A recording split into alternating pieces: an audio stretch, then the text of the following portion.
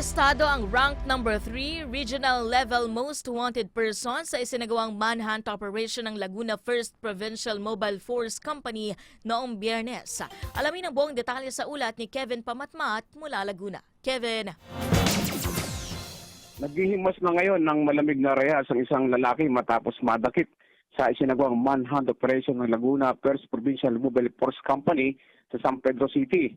Kinilala ni Police Colonel Yonar Yupio, Provincial Director ng Laguna PPO, ang akusado na si alias Froilan, 49 anyos at residente ng nabanggit na lungsod.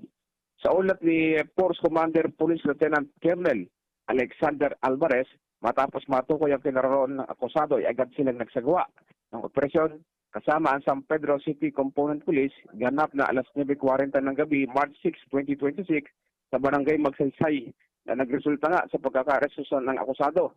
Inaresto si alias Froilan sa bisa ng warrant of arrest na inilabas ng Regional Trial Court Branch 170 San Pedro City, Laguna noong October 11, 2022 at RTC Branch 108 Cabuyao City, Laguna noong August 26, 2022.